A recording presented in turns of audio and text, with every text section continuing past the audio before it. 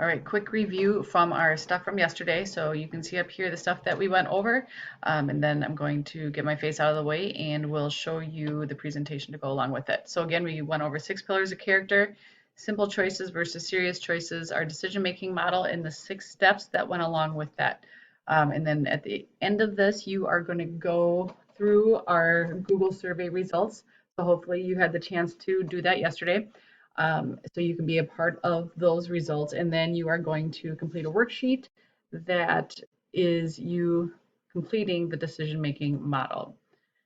So first things first, we are going to talk about the 6 pillars of character. So again, we had trustworthiness, respect, responsibility, fairness, caring, and citizenship. Now, as we're looking through those, every decision you make, we hope represents those pillars. Doing what you say you're going to do. We treat others the way you want to be treated. Being willing to be accountable and face the consequences if you do make a mistake. When you act fair, you're acting in an honest way. You're not lying to people. You're not manipulating. Being caring and going above and beyond to help other people out with things that they're having a hard time with. And then finally, being a good member of your community, whether that community is your home right now or your neighborhood or your city, your school, your state, et cetera, just representing your space well. When we are talking about simple choices versus those serious choices, simple choices do not affect you, your best interest, your area, your safety, your health, or reputation, or it doesn't affect those of other people as well. So when we're talking about that versus a serious choice, serious choices can affect all of that. The serious choices, you do have to think before you act. So it might affect your best interest for the good or the bad. It might affect your community for the good or the bad.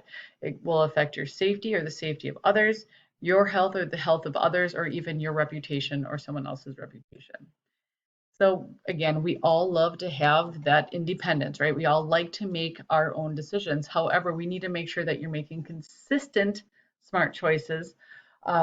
So these positive things can happen. You earn people's trust. You get to make your own choices more often. You're given more responsibility, and you ultimately will feel a lot better about yourself. So that brings us right into the steps of the decision-making model. So first things first, you have to identify that problem. Then you have to list your choices and your options, okay? And once you've listed your choices and the options, you do have to understand what the consequences are for each of those options. So that's where that pros cons list might come into play. Then you have to consider your character and your value. Does it represent those 6 pillars that we talked about earlier? And then you make your decision. And after that, you have to evaluate to see if that decision was in your best interest and in the best interest of other people.